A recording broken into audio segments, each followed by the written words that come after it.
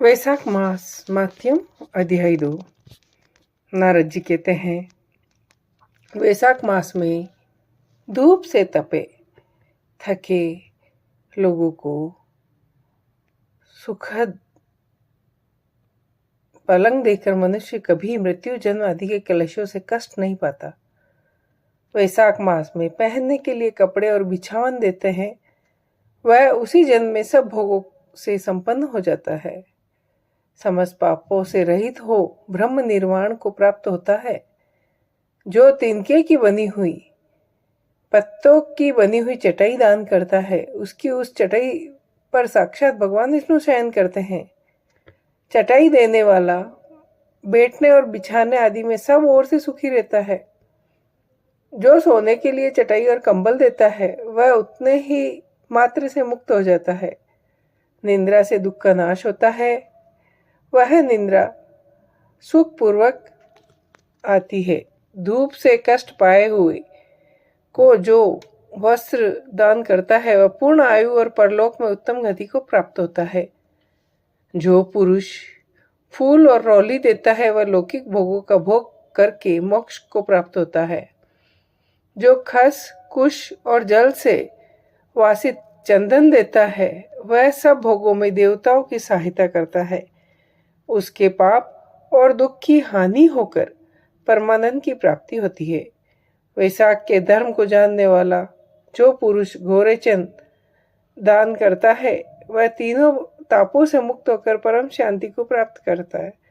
जो विश्रामशाला बनाकर प्याऊ सहित दान करता है, वह लोकों का अधिपति होता है। जो सड़क किनारे बगीचा, पोखर, कुआं, मंडप बनवाता है, वह धर्मात्मा है। उत्तम शास्त्र का श्रवण, तीर्थ यात्रा, सत्संग, जल दान, अन्न दान, पीपल का वृक्ष लगाना तथा पुत्र, इन सातों को विज्ञ पुरुष संतान मानते हैं। जो वैशाख मास में तापनाशक दान करता है, वह इस पृथ्वी पर विद्वान और धनवान होता है।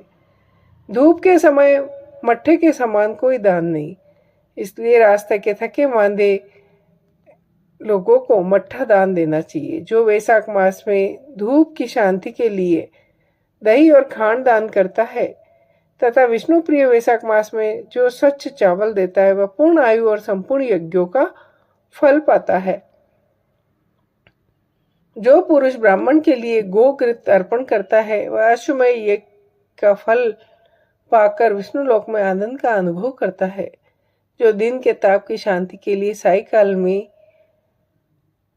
ऊख दान करता है, उसे अक्षय पुण्य प्राप्त होता है।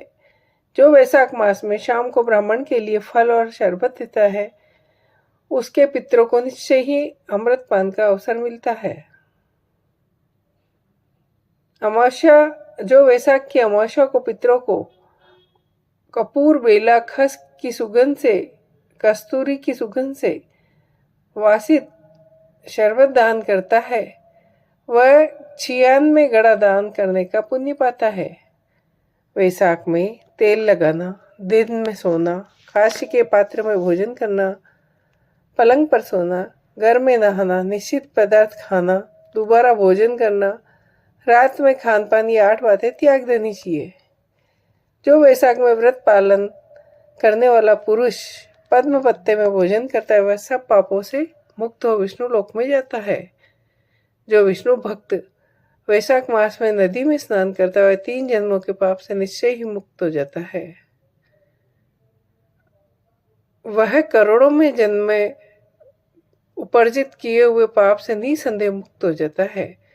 गंगा, गोदावरी, यमुना, सरस्वती, कावेरी, नर्मदा, वेणी, ये 7 गंगाएं कही गई है। वैशाख मास के आने पर जो प्रातःकाल बावलियों में स्नान करता है, उसके महापातकों का नाश हो जाता है। कंद मूल, फल, शाक, नमक, गुड़, बेर, फल और जल तक जो भी वैशाख में दिया जाए, वह सब अक्षय हो जाता है। ब्रह्मा आदि देवता भी बिना दिए हुए कोई वस्तु नहीं पाते। जो दान से हीन है, वह निर्धन होता है। अतः सुख की इच्छा रखने वाले पुरुष को वैशाख मास में अवश्य दान करना चाहिए। सूर्यदेव के मेष राशि में स्थित होने पर भगवान विष्णु के उद्देश्य से अवश्य प्रातःकाल स्नान करके भगवान विष्णु की पूजा करनी चाहिए। कोई महिरथ नामक एक राजा था जो कामनाओं में आसक्त और अजितेंद्रिय था। वह केवल वैशाख स्नान के सुयोग से वैकुंठ धाम को चला गया। वैशाख मास के देवता भगवान मधुसूदन है, अतएव वह सफल मास है।